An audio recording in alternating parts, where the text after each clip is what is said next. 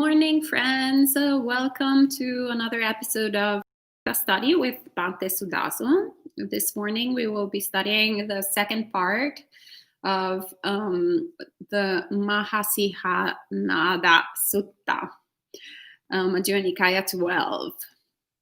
And there is a link on the live chat.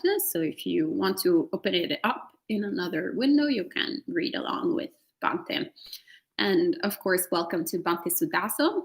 Thank you for teaching us once again this morning. And welcome to Jens, Michael, Grant, Bradley, Stacy, and all the other friends.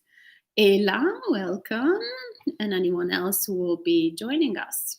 All right, so I think pass it on to Bhante so we can start.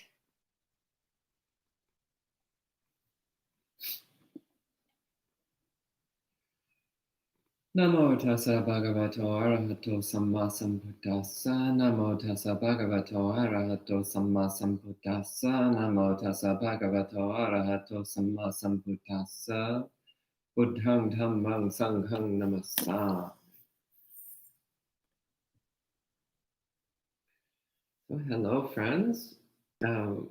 Welcome back to Sutta study.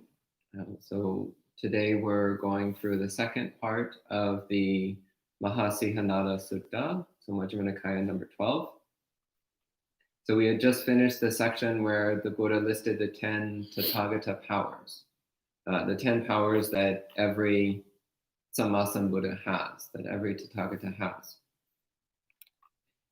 So then next the Buddha connects this to the incident with Sunakata. So you might recall from yesterday that this was all started by a person named Sunakata who had quit Buddhism and was going around claiming that the Buddha was not enlightened and had no particular powers of any sort, but that his teachings are effective. It's just that Sunakata was claiming the Buddha had no psychic powers and no attainment of awakening. So, continuing with the sutta, the Buddha says, Sariputta, if one who knows and sees this meaning the 10 Tathagata powers, knowing that the Tathagata has the 10 powers that he just listed, if one who knows and sees this says about me, the contemplative Gotama does not have any superhuman states, nor has he attained any distinction in knowledge and vision that would make him noble.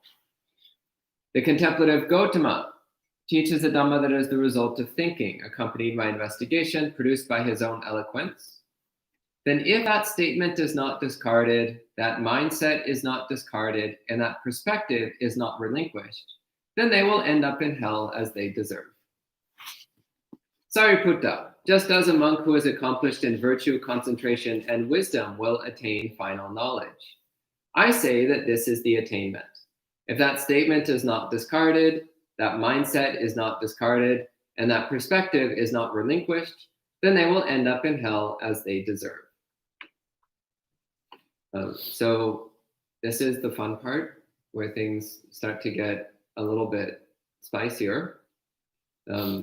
So first off, recognizing here that the Buddha is referring to the case where somebody knows about the various special qualities of the Buddha, the various powers of the Tathagata, but nonetheless, they say that the Buddha has no particular powers and the Buddha is not enlightened.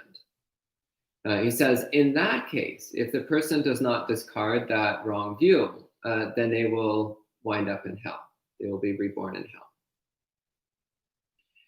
So the important thing here is the factor of the person knowing about the Buddha's special qualities, but then still making the false claim that the Buddha doesn't have those qualities.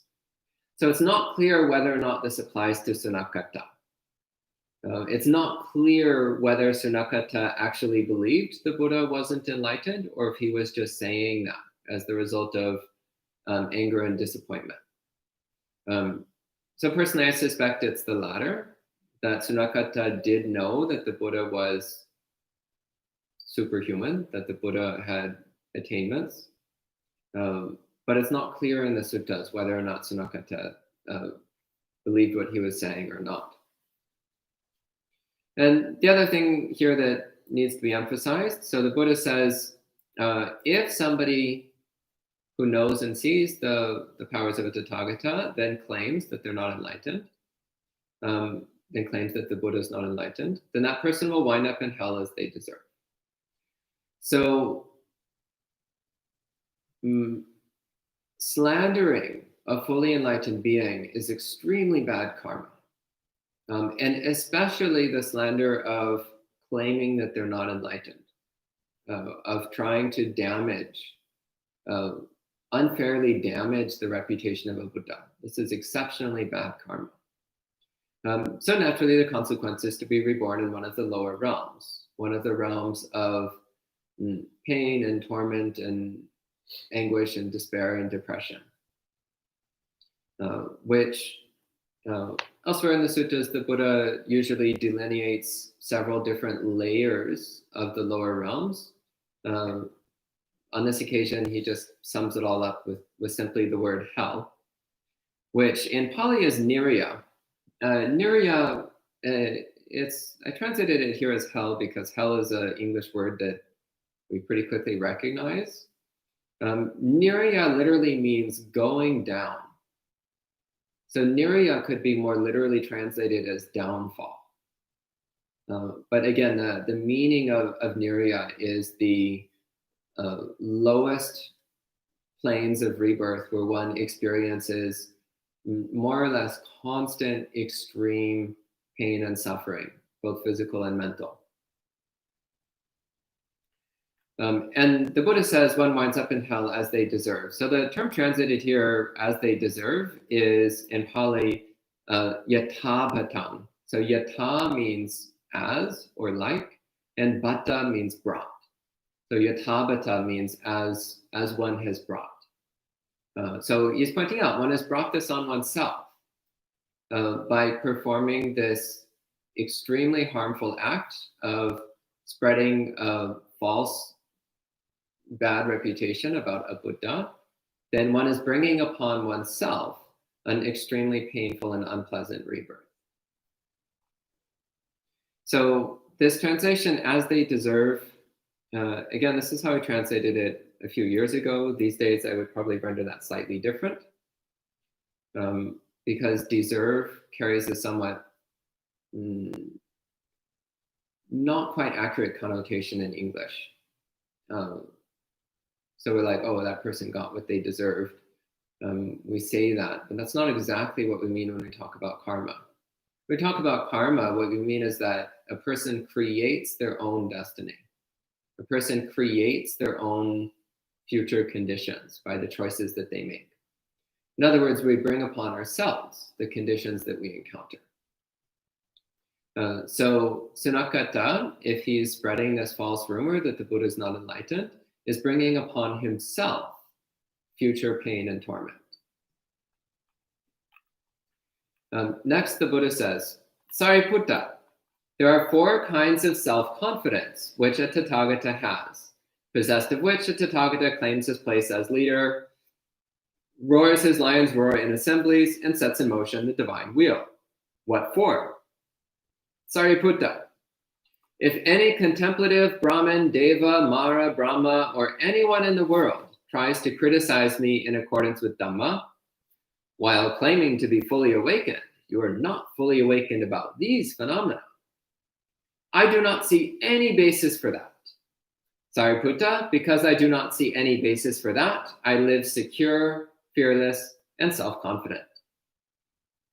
In other words, the Buddha knows that he has direct, clear knowledge of every aspect of reality, without exception. So he knows that if anybody says otherwise, they have no basis for that statement. Their statement is false, it's groundless. So as a result then, he's fearless and self-confident. He has nothing to fear. So those of us who are uncertain about ourselves, we might fear other people pointing out our shortcomings and failings. But a Buddha has nothing to fear, because a Buddha knows with absolute certainty that they understand the nature of reality directly, clearly, and in full detail. And nobody can accurately say otherwise. So Buddha has no fear of blame or censure or criticism on that count. And the second one, he says, Sariputta, if any contemplative Brahmin, Deva, Mara, Brahma, or anyone in the world tries to criticize me in accordance with Dhamma, while claiming to have eliminated all corruptions, you have not completely eliminated these corruptions. I do not see any basis for that. Sariputta, because I do not see any basis for that, I live secure, fearless, and self-confident. So this is emphasizing specifically the destruction of one's asavas, one's corruptions or pollutants or defilements. So the Buddha knows that he has completely eliminated all of his defilements. He knows that his mind is absolutely, completely pure. And if anybody says otherwise, he knows that that statement is false. He knows that there is absolutely nothing blameworthy to be found in his mind at all. Therefore, he is self-confident, fearless. He knows that nobody can criticize him on account of any defilement or failing. Again, it's different for those of us who are not enlightened. We have defilements, we have flaws, and often we're quite concerned that somebody might point out our flaws, that we might be criticized, especially publicly criticized for our failings. But a Buddha has no fear of criticism, whether public or private, because they know there's nothing to criticize. They know that there is nothing blameworthy in the mind of a Buddha, nothing blameworthy about a Tathagata. Third quality, Sariputta, if any contemplative Brahmin, Deva, Mara, Brahma, or anyone in the world tries to criticize me in accordance with Dhamma, the phenomena which you say are obstacles are not actually obstacles. I do not see any basis for that. Sariputta, because I do not see any basis for that, I live secure, fearless, and self-confident. In other words, the Buddha knows what is preventing people from attaining awakening. So he knows what the obstacles to enlightenment are. He knows what prevents us from making progress on the path. And he describes them to us quite clearly. He quite clearly states what prevents us from making progress on the path. So greed, hatred, delusion, racism, sexism, hostility of any sort. These are all things which the Buddha openly condemns over and over throughout the suttas as things which are obstacles on the path. Sensuality, addiction to sensual pleasure, addiction to sensual experiences, self-righteousness, attachment to opinions. The Buddha constantly is pointing out the obstacles that we encounter on the path because they are actually obstacles. And he knows the path to awakening with complete certainty. Because, as of course in his final life, he had walked that path to awakening on his own. But also over countless lifetimes prior to that, he had developed the conditions necessary to have a full understanding of every aspect of the path to awakening. So it's kind of like if you only know one way to get somewhere, like maybe from your house to the grocery store, you know one route to get there. Well, that's better than not knowing any route. A Buddha would know every single route. So I remember this when I was a child, going around with my family. I noticed there was a difference between my parents in how they would drive. So my mother would figure out one route to get to the destination, and she would go that same route every time because she knew it worked. So that was what she did. My dad, on the other hand, would always like randomly turn down side streets and alleys and and places that he'd never been to before, just to see whether or not that was another route. So we often wound up getting lost. This was before GPS, believe it or not. There actually was a time before GPS. So we'd often wind up getting lost or stuck in dead ends or other things and wasting lots of time. But by doing this, he also would find out many different routes to the destination. So I'm not saying that either approach is better than the other, but rather it's pointing out that a Buddha is somebody who has figured out not just one way of attaining enlightenment, but every possible route to awakening, which means he also knows every possible obstacle that could arise along the way. And he knows how to surmount those obstacles. And he tells us over and over and over again, even though we like to quietly pretend he's wrong, we're like, sensual pleasure, no problem, no big deal. Just a little bit is okay. And the Buddha's like, no, it's not. Nope. So the Buddha knows the obstacles on the path, and he has utter confidence that everything that he has said is an obstacle is in fact an obstacle. And that nobody can validly state otherwise. And the fourth one, Sariputta, if any contemplative Brahmin, Deva, Mara, Brahma, or anyone in the world tries to criticize me in accordance with Dhamma, when your Dhamma is taught to someone, it does not lead the one who practices it to the correct elimination of suffering. I do not see any basis for that. Sariputta, because I do not see any basis for that, I live secure, fearless, and self-confident. So this one is pointing out the fact that, once again, the Buddha knows the path to awakening, and he teaches the Dhamma, which leads to awakening. And anyone who follows the Dhamma with sincerity and perseverance is guaranteed to attain awakening, without exceptions. Anybody who follows the Buddha's teachings will definitely attain awakening, without doubt. Maybe not in this life, it might take a few more lives, but they will inevitably reach awakening if they follow the Buddha's teachings. So he knows this. The Buddha knows that his teachings lead clearly to awakening, and he knows that anyone who follows his instructions will attain awakening.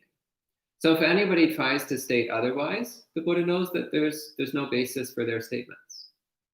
So he has this self-confidence that his teachings are completely accurate as a path to awakening for anyone who follows them.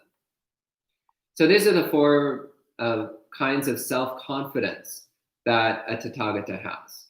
Four kinds of self-confidence that a Sammasambuddha has. So the Buddha continues, Sariputta, these are the four kinds of self-confidence which a Tathagata has, possessed of which a Tathagata claims his place as leader, roars his lion's roar in assemblies, and sets in motion the divine wheel. Sariputta, if one who knows and sees this says about me, the contemplative Gautama does not have any superhuman states, etc., then they will end up in hell as they deserve. And once again, the Buddha is simply stating this as a bald fact. He is not angry at Sunakata. He's not disappointed by Sunakata. He's not vindictive or resentful towards Sunakata. He's just saying Sunakata is walking towards hell. Sunakata is bringing himself to a state of misery by his own choices. That's all the Buddha is saying.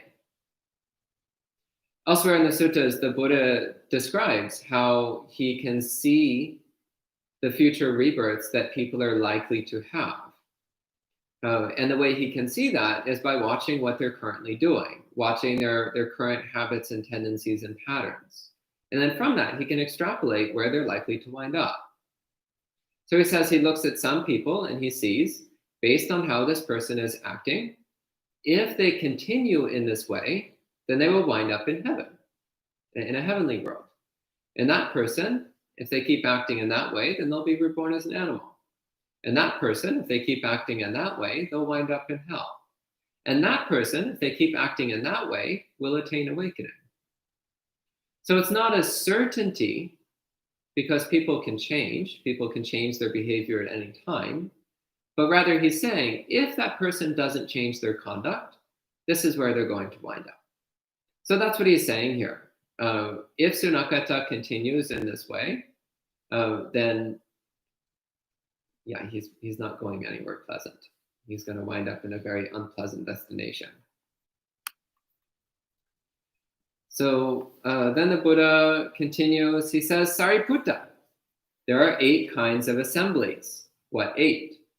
The assembly of aristocrats, the assembly of Brahmins, the assembly of householders, the assembly of contemplatives, the assembly of the 4 great kings, the assembly of the 33, the assembly of Maras, the assembly of Brahmas. Sariputta, these are the 8 kinds of assemblies. Sariputta, possessing these 4 kinds of self-confidence, a Tathagata approaches and enters these 8 kinds of assemblies.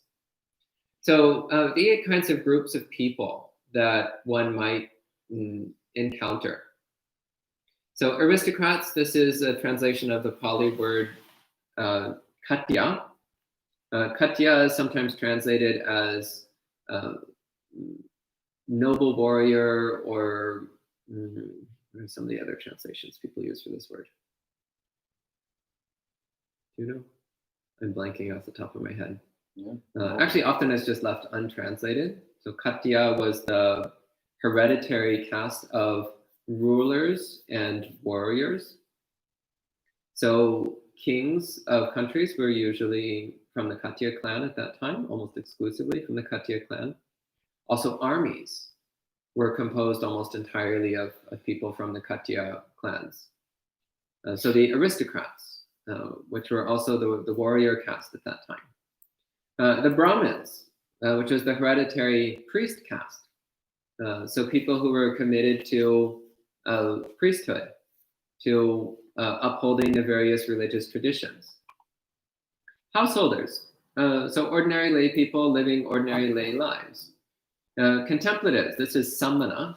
Contemplatives are the meditators, the peace seekers, the people trying to live a spiritual life, trying to cultivate spiritual practices that lead to direct wisdom. And then the next 4 categories of non-human beings. So the assembly of the 4 great kings is one of the lower deva realms. So the Chatu Maharajika devas, the devas of the assembly of the 4 great kings. The assembly of the 33, so that's Tavatimsa, slightly higher heaven realm. The assembly of Maras. So Mara, usually we think of it as referring to a particular being, a rather troublesome character who periodically comes and hassles people when they're trying to practice Buddhism. But there's not just one Mara, there's lots and lots and lots of them. It's a whole category of being. So it's a category of devas, which are known for being tricksters and tempters and meddlers in the affairs of humans, usually for the worse, usually causing trouble among humans. And the assembly of Brahmas. So the Brahmas are the highest in the sense of having the longest and most pleasant lives. The highest of the devas, highest of the devas that we can directly interact with anyway. So there's another category of devas above the Brahmas, which are the formless devas, but we can't actually directly interact with them. They're lost in their own minds. So they're not interacting with people outside themselves. So we can't interact directly with them. But the Buddha says he can enter into any of these groups of people with complete self-confidence, without the slightest trace of timidity or fear or hesitation or reluctance. He will happily enter among a group of any of these kinds of beings. And the Buddha gives some examples. He says, Sariputta, I remember having approached several hundred assemblies of, and he goes through all these groups, assemblies of aristocrats, Brahmins, householders, contemplatives, the 4 great kings, the 33, Maras, and Brahmas. There I had sat down with them, spoken with them, and conversed with them. I do not see any basis for the arising of fear or timidity in that situation. Sariputta, not seeing any basis for that, I live secure, fearless, and self-confident. Sariputta, if one who knows and sees this says about me, the contemplative Gautama does not have any superhuman states, then they will end up in hell as they deserve. So again, a Buddha can be among any kind of beings without the slightest trace of fear. Because a Buddha clearly knows the nature of reality. And he knows that nobody can contradict him correctly in anything that he knows and understands. Also, another aspect of a Buddha, by the way, is that they can't be murdered. Nobody can take the life of a Buddha. So a Buddha has nothing to fear. So the rest of us, if we walk into a group of warriors, well, that might be dangerous, it might be. Or if you walk into a courtroom, well, if you say the wrong thing, you might wind up in jail. And Maras, well, if you tick off the Maras, then they might do very unpleasant things to you. But a Buddha has nothing to fear from any of these groups of people. Because a Buddha knows that his understanding of reality is unshakable, undeniable, incontrovertible. And he knows that his mind is absolutely pure of any defilements. So no matter what happens, his mind will remain pure. And his wisdom will be unassailed. Next, the Buddha says, Sariputta, these are these four kinds of birth. What for? Birth from an egg, birth from a womb, birth from moisture, and spontaneous birth. Sariputta, what is birth from an egg? Those beings who are produced and born within an egg. This is called birth from an egg. Sariputta, what is birth from a womb? Those beings who are produced and born within a uterus. This is called birth from a womb. Sariputta, what is birth from moisture? Those beings who are born in rotting fish, in a rotting corpse, in rotting food, in a cesspool, or in stagnant water. This is called birth from moisture. Sariputta, what is spontaneous birth? Devas, hell denizens, some humans, and some denizens of lower realms. This is called spontaneous birth. Sariputta, these are the four kinds of birth. And this paragraph seems slightly strange in its placement in that it's not actually saying anything about the Buddha. It's just listing these four kinds of ways that beings are born, but doesn't actually directly tie this to the Buddha in any way.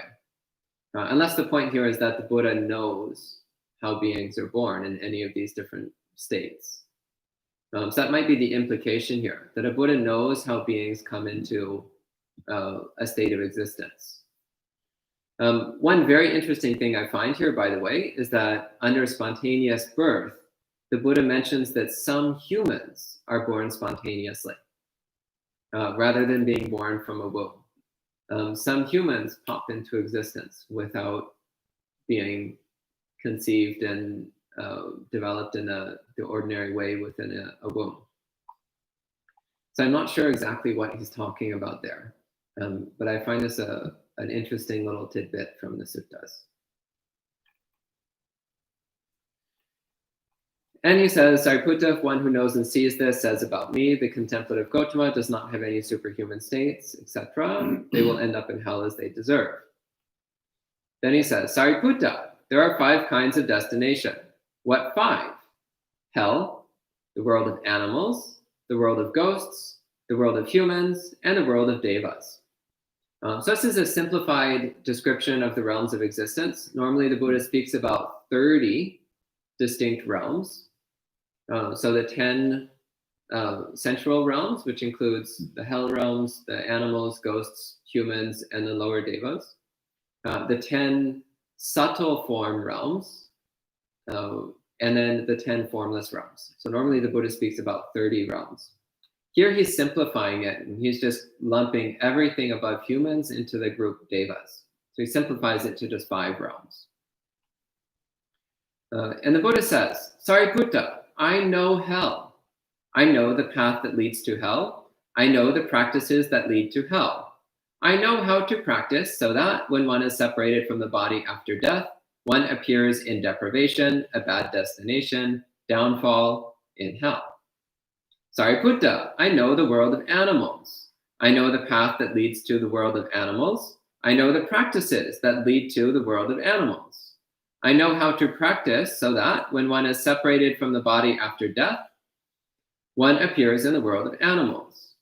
Sariputta, I know the world of ghosts. I know the path that leads to the world of ghosts. I know the practices that lead to the world of ghosts.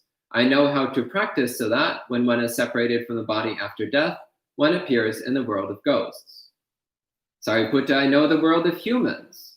I know the path that leads to the world of humans. I know the practices that lead to the world of humans.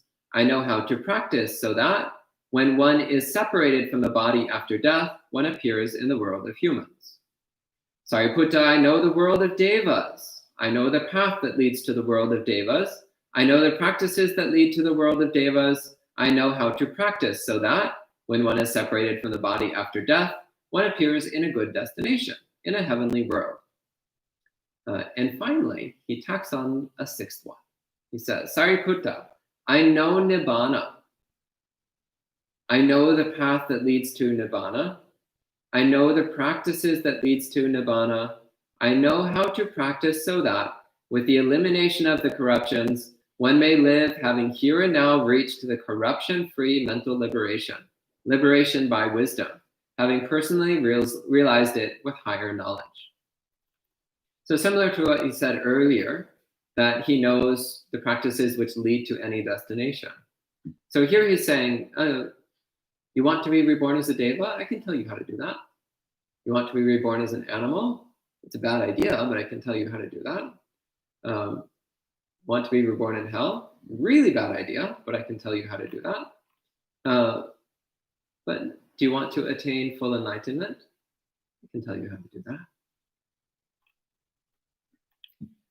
And here, this is what I mentioned earlier. So this is a really lovely set of similes the Buddha gives. And I think after this, we'll probably pause. The Buddha says, Sariputta, using my own mind, I might know the mind of a particular person. This person is practicing and behaving in such a way, they have taken on such a path, that when this person is separated from the body after death, this person will appear in deprivation, a bad destination, downfall, in hell. Then on a later occasion, using divine vision, which is pure and surpasses human vision, I see that when that person was separated from the body after death, they appeared in deprivation, a bad destination, downfall, in hell, where that person is experiencing entirely painful, sharp, and bitter feelings.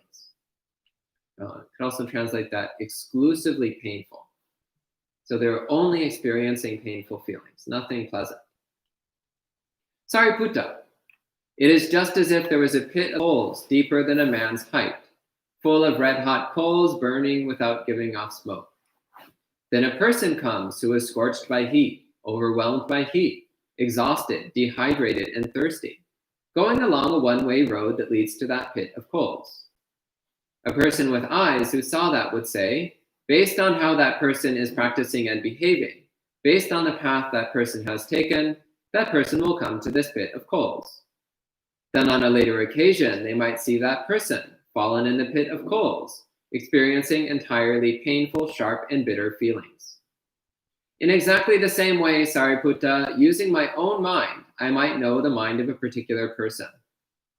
This person is practicing and behaving in such a way, as before, that they'll appear in hell, and then on a later occasion, he sees that they have in fact been reborn in hell.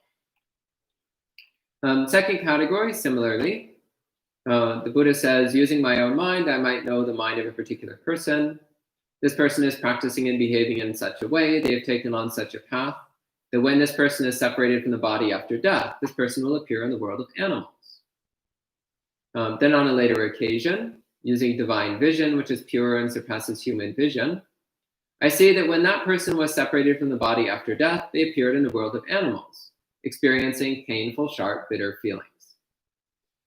So animal rebirth is not desirable. So a lot of people like to say, oh, I want to be reborn as a bird or a rabbit or a cat. No, you don't. You don't. You really don't. It's not pleasant. It's not fun. No, it's mostly unpleasant. It's dominated by fear. It's dominated by hunger. It's dominated by discontent. It's not a desirable state of being. And although animals have sentience, although they have consciousness, they have very simple minds, and they tend to be dominated by their instincts. So it's very difficult for them to develop self-restraint. It's very difficult for them to cultivate wholesome qualities. So one doesn't want to be an animal. It's not a pleasant way of life. And the Buddha gives a simile as to what it's like to be reborn as an animal. And I find this a really lovely one to bring forward whenever people say they want to be reborn as a eagle or a tiger or whatever they think they want to be. The Buddha says, Sariputta, it is just as if there was a pit of excrement deeper than a man's height, full of excrement. Then a person comes who is scorched by heat, overwhelmed by heat, exhausted, dehydrated, and thirsty, going along a one-way road that leads to that pit of excrement. A person with eyes who saw that would say, based on how that person is practicing and behaving, based on the path that person has taken, that person will come to this pit of excrement. Then on a later occasion, they might see that person fallen in the pit of excrement, experiencing painful, sharp, bitter feelings. This is what it's like to be reborn as an animal. It's like being exhausted, dehydrated, dying of thirst, stumbling through the desert, and then you fall into a pit of excrement. That's what it's like to be born as an animal. Not so appealing. So the Buddha says in the same way, using his own mind, he can see when someone is heading towards animal rebirth. And the next one, similarly, he says, using his own mind, he might know that a person is practicing in such a way that they'll be reborn in the world of ghosts. Then on a later occasion, he sees that person has appeared in the world of ghosts, experiencing predominantly painful feelings. So it's interesting in this sutta that in this sutta, the Buddha places the world of ghosts as being above the world of animals, whereas usually it's put in the other order. Usually we see animals as being just below humans and ghosts as being below animals. But here the Buddha puts ghosts as being just below humans and above animals. Minor trivia point, I don't really think there's anything too significant to take from that, since we're trying not to be reborn in any of the lower realms, anything lower than human. I don't think it's worth getting into arguments about whether it's better to be a ghost or an animal. I'd rather just be a human, to be perfectly honest. So he says, Sariputta, it is just as if there was a tree on uneven ground with scanty foliage and patchy shade. Then a person comes who is scorched by heat, overwhelmed by heat, exhausted, dehydrated, and thirsty, going along a one-way road that leads to that tree. A person would see they're heading towards that tree. Then on a later occasion, they might see that person sitting or reclining in the shade of that tree, experiencing predominantly painful feelings. So the experience of being a ghost, peta in Pali, is one of unrelenting lack. You're hungry, but you can't get enough food. You're thirsty, but you can't get enough water. You're tired, but you can't get enough sleep. So it's, again, the simile here of being exhausted and scorched, and all you can find is a bare, half-dead tree with hardly any leaves. So it's not going to give you much relief. There's not even much shade to sit in, let alone anything to eat or drink. Then next he says, using my own mind, I might know the mind of a particular person. They're behaving in such a way that they'll appear in the world of humans.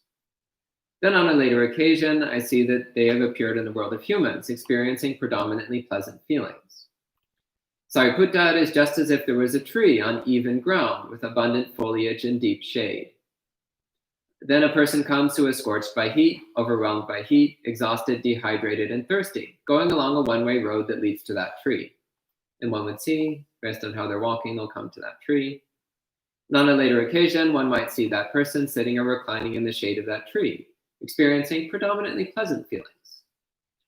So believe it or not, human existence is considered positive rebirth. It's got its flaws. So in the simile, for example, the person did in fact find a nice shady tree where they can sit under, where it's nice and cool, but they still don't have any water or any food. So it's pretty pleasant, but it's not perfect. It's got its flaws. However, from a Buddhist standpoint, human birth is considered the best because it's said to provide the optimal conditions for attaining awakening. It's got the perfect mixture of pleasure and pain. We have enough self-awareness that we can learn restraint and self-control. We're not so overwhelmed with pain as to be distracted from the path. We're not so overwhelmed with pleasure as to be distracted. We have plenty of opportunities to cultivate good karma and to develop wisdom. So although it's not a perfect state of being, it does give us the best conditions for practicing Dhamma. Next, he says, he might know of a person that they're practicing in a way that they'll be reborn in a heavenly world. Then on a later occasion, they see that person has appeared in the world of devas, experiencing entirely pleasant feelings. Sariputta, it is just as if there was a palace with a peaked roof, plastered walls, impervious to wind, with lockable doors and shutters on the windows. In it, there is a couch covered in cowhide, wool, embroidered blankets, and deerhide blankets, with a canopy overhead and red pillows on both sides. Now, I find this red pillows on both sides really amusing. For some reason, this is part of the stock description of a really nice bed or really nice couch. It has to have red pillows on both sides. I don't know why. I guess this was a standard mark of luxury at the time of the Buddha, having red pillows on both sides of your couch. Point being is that it's an extremely nice place to rest and relax. So a person comes along who's on the way to that palace, and one knows, based on how that person is practicing, they'll wind up at that palace. And on a later occasion, you see that person in that palace experiencing entirely pleasant feelings. So this is what Deva rebirth is like. It's like living in a fabulously furnished, really comfortable palace. That's what it's like.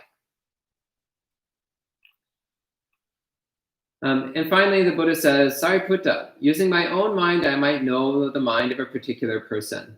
This person is practicing and behaving in such a way. They have taken on such a path that with the elimination of the corruptions, they will here and now reach and dwell in a corruption-free mental liberation, liberation by wisdom, having personally realized it with higher knowledge.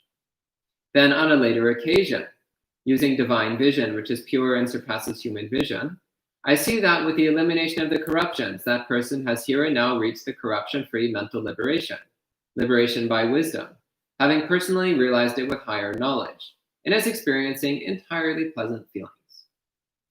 Sariputta, it is just as if there was a delightful lotus pond with clean, pleasant, and cool water, transparent, with good beaches, not far from a dense grove of trees. Then a person comes who is scorched by heat, overwhelmed by heat, exhausted, dehydrated, and thirsty, going along a one-way road that leads to that lotus pond. A person with eyes would say, this person is going to come to that pond. Then on a later occasion, they might see that person, who after plunging into the lotus pond, bathing, drinking, and alleviating all distress, exhaustion, and fever, emerged from the pond and is sitting or reclining in the grove of trees, experiencing entirely pleasant feelings. So this is how the Buddha is describing attaining enlightenment. Notice the distinction here between this and the world of devas. So in the world of devas, it's this really pleasant mansion that's really nicely furnished and it's got a great couch to relax on. But the person never got to have any water to drink. They never got to remove their thirst. So although they have a really nice palace to hang out and relax in, they still have that nagging, persistent thirst. And this is relevant because the word for craving in Pali, tanha, literally means thirst. So I suspect the Buddha is making a direct connection here.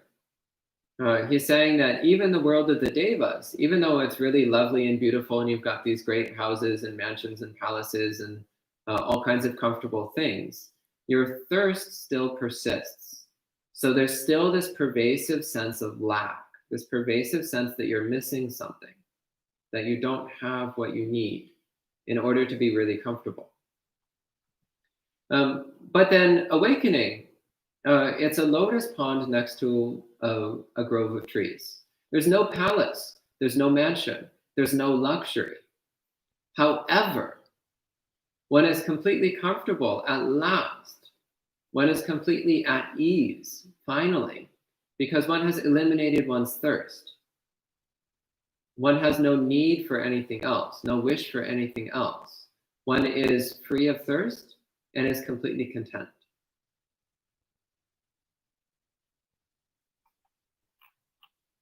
And he ends with his standard statement, Sariputta, of one who knows and sees this, says about me, the contemplative Gautama does not have any superhuman states, etc.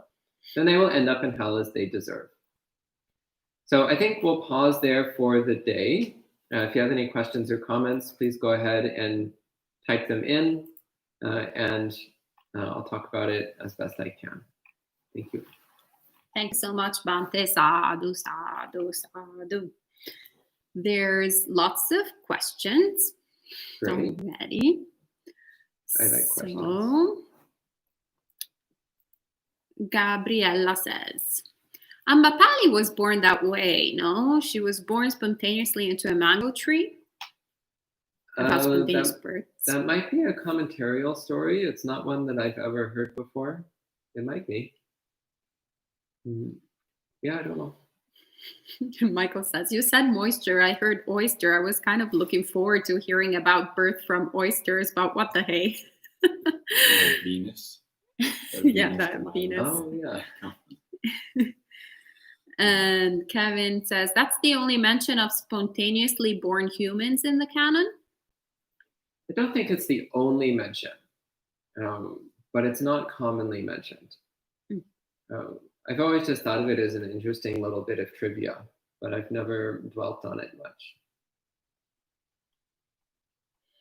Bradley says, I need to practice so that with the elimination of the corruptions, I may live here and now, having reached the corruption-free mental liberation. Sadhu. Yes, excellent. Mark asks, the Buddha keeps saying that when one is separated after death, ... So who is this one? So the other day I gave a talk on the Molyappagana Sutta. I recommend you watch that. A little while back, I also gave a talk called Who Gets Reborn, I think. Karma and Rebirth, Who Gets Reborn. I recommend watching that as well. That addresses this question quite directly. Okay. But also it's like a practical convention, right, Bhante? So instead of talking about the 5 aggregates subject to clinging. Yeah, so the Buddha is describing the unfolding of causality. That's what he's describing. And describing the unfolding of causality doesn't imply any kind of persistent, ultimately real individual or being. But one speaks in that way because it's convenient. There's actually a sutta where a group of devas, it's early in the Samyutta Nikaya, I forget the exact number, where a group of devas come to find fault with the Buddha. And they start criticizing the Buddha, saying like, what is this? You claim to teach not self, you claim that there is no self, and yet you and your monks keep saying, I will do this, and I will do that, and this robe is mine, and this bowl is mine. And the Buddha's like, well, that's because it's convenient to speak in this way. It's really confusing if you say the 5 aggregates have a robe, the 5 aggregates have a bowl, the 5 aggregates are walking, the 5 aggregates are sitting. So we just say, I am walking, I am sitting, I have a bowl. That person is walking, that person is sitting, that person has a robe. Because this is the way people talk. So it's a way of communicating. So in this case, you might say the unfolding of the causal process in accordance with the laws of karma means that there will appear a being subsequent to the first being, but it's not actually exactly the same being because there is no persistent being. You can talk in this way, but it's really clunky. It's easier just to say that person died and was reborn as a deva. Much easier. And if you know Buddhist philosophy, then you'll know what that means. You'll know that it's not implying a persistent existing being, but that we speak using the convenient conventional words that people use for the sake of communication. All right, thank you, Bhante. And Michael says, it might be said that because animals do not have intention, they cannot plant good karma. Would that be right? I know this is arguable. No, that's not correct. Animals do have intention. Animals do make choices. Animals do create karma. The difficulty that animals tend to have is that their instincts and impulses are extremely strong, and their mental faculties are quite limited. Also, most of them don't understand human speech well enough to listen to Dhamma talks. I keep trying to teach Dhamma to the monastery cat, and it doesn't work. He doesn't understand. So it makes it quite difficult for them to understand the Dhamma, and quite difficult for them to practice the Dhamma. But they can still do good things. So it's actually quite cute. The monastery cat here, he very rarely meets other cats. But when he does, he's remarkably kind and sweet to them. And even though he normally is very greedy whenever food is put down, if there's another cat, he will wait until the other cat eats first before he goes to have his own food. So he's actually very sweet and generous with other cats. So is that volition? Definitely. Is that good karma? Definitely. Unfortunately, he also likes to kill small animals, which is why he's not allowed to go outside these days. He recently disemboweled and murdered a bird. So we've put him on house arrest for the time being. And that also is intentional, and that is also creating bad karma. So some people say, oh, it's just the nature of animals to kill, it's not karma. Untrue, it's karma. It's definitely karma. Okay. And Michael also says, also animals cannot listen to learn, partake in the Buddha Dhamma. I'll go for human birth on the way to enlightenment. Yeah. And Mark says, seems that so many humans, self included, live in a ghost type realm. I guess the difference between a true ghost realm and being human is intensity. Is that true? Yeah. I mean, that's one of the main differences. The Buddha doesn't actually go into a great deal of description about most of the realms of existence. He just gives very broad brush overall characteristics of them, but he doesn't go into great detail about any of them.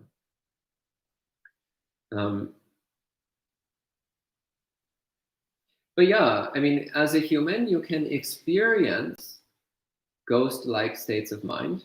You can experience deva-like states of mind. You can experience animal-like states of mind. You can experience Brahma-like states of mind, and so on. So you can get a little taste of what those states of being are like. So for example, if you enter jhana, then you have a little taste of what it's like to be a Brahma.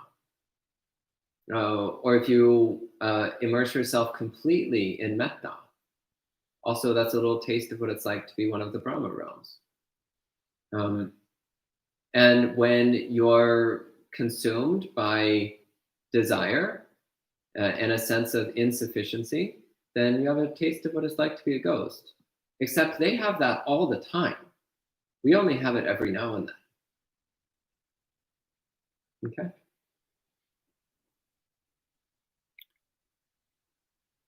And Michael says, can we say that all the beings in the celestial realms can learn and study Dhamma?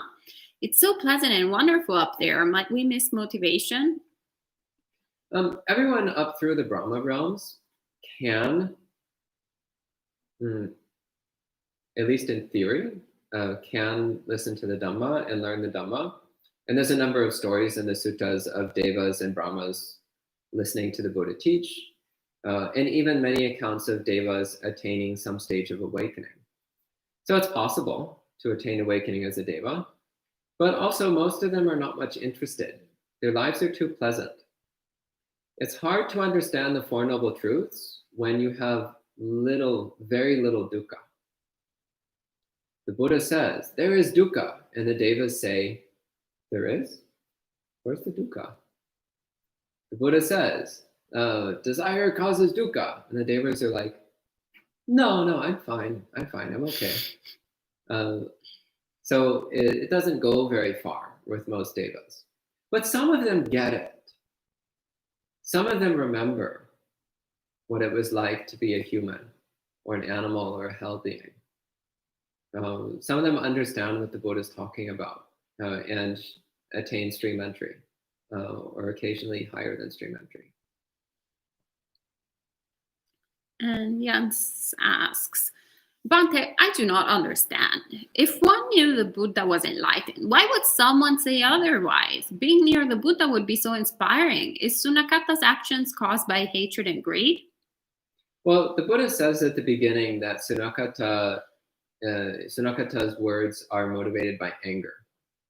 So we don't know what happened that led to Sunakata leaving the Sangha. We don't know. But the Buddha says that Sunakata is speaking out of anger. So in this case, that's why Sunakata said what he said. And again, it's not clear in the suttas whether or not Sunakata believed the Buddha was enlightened or not. There's an implication that Sunakata knew the Buddha was enlightened, but was claiming otherwise. But it's not specifically stated.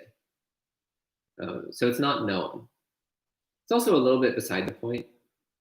Because the Buddha here, he's not specifically condemning Sunakata, he's making a broader statement that all of us need to be careful not to slander a Buddha, because that's extremely harmful to do so. All right, thank you, Bhante. So there's a little conversation in terms of the different states of being, whether to take them literally or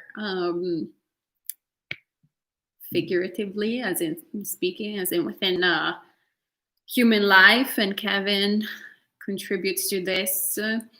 I think it's especially popular among some Western, more secular practitioners who view the different realms as mind states here and now. I tend to believe it more literally now, like the realms actually exist. And Mark says, well, I believe both are true. For example, these realms can be true dimensions of being and also state of mind, but saying that isn't everything a state of mind. And Bradley says, yeah, from what I understand, there is no parallel to the hell realms in human existence. Do you want to contribute something to the conversation, Bhante? Yeah, I mean, just to present my own stance on this. So based on reading the suttas, and contemplating their meaning, it seems quite clear to me that these realms of existence do literally exist. They are real. We have lived in them before, and if we don't attain awakening, we will be in them again. And also, they are figuratively real as well, in the sense that you can experience Deva-like states of mind. When your life is really pleasant and everything seems to be going really smoothly, you can have a little taste of what Deva life is like. Or when things are absolutely terrible and you're in utter pain, misery, and torment, then you can have a little taste of what the hell realms are like. Of course, these are just a taste. It's nowhere near what it's like to actually live in those realms, but it gives you a taste, a sense of what it can be. So yeah, I take it literally, definitely. But also it's true that you can experience them figuratively as a human being to a limited degree. All right. Bradley also says, my head is spinning. I was analyzing the Kachanagotta Sutta right before this. Well done, well done. That's a fun one. And Galaxy is sharing how in the Mahayana teachings, it says that there are 6 realms of existence. Yeah, I think they include asuras as a separate realm. So in the Pali Suttas, asuras are not usually described as a separate category of being. They're usually included with devas, and they're described as being having been residents, I think, of the Tavatimsa heaven, residents of the Tavatimsa heaven that were evicted a long time ago. And so a lot of them actually live here on earth with us. And periodically they try to stage assaults on the Tavatimsa heaven to get back in by force. And they usually lose. So there's a couple suttas where they win, which I find interesting. Yeah, so it's an asura is a particular kind of deva, but in the Pali Suttas, they're not usually assigned their own separate realm of existence. There's one sutta in the Digha Nikaya that lists them as a separate realm of existence, as far as I'm aware. But the Digha Nikaya is pockmarked with tremendous amounts of apocryphal content, so that's a complete other conversation to be had. Yeah, I mean, I think it's fine to talk about asuras as a particular category of being, but normally I just lump them in with devas. They're grumpy devas, but they're still devas, which means they're still technically a pleasant rebirth. Kind of like how orcs come from elves in Lord of the Rings. Yes. And Bradley says, it's interesting that in Japanese, you can drop personal pronouns, I, you, we, etc., and the meaning is understood in context. So instead of I will achieve liberation, you can just say will achieve liberation. Interesting. Very cool. Thanks for sharing that. And Kevin says, yeah, Ajahn Stan teaches us Dhamma in his own way. Ajahn Stan is the little kitty. Yes, it's true. He always teaches metta to all the people who come on retreat here. He's also frequently a walking demonstration of dukkha. And in particular, how discontent and craving leads to dukkha. Okay, but mainly a metta teacher. Dan says, I have often wondered all the sorts of sentience and how different they are beyond imagination. I think we covered that. And Sally asks, what is a good way to remind us when we feel discontented of current conditions? Maybe ask, is the thing I want really essential for enlightenment? If not, I should drop that first. Any other advice? Yeah, I mean, that's a good place to start. But also reminding yourself of the joy of contentment. Reminding yourself how lovely it feels when your mind is contented. How pleasant it is to be free of desire. Great. And Bradley asked, by the way, is there a monk chat this week? Yes, there will be on Friday evening. So bring all your questions there and we'll have 3 monks answering questions. 3 is better than 2. 2 is better than 1. So great.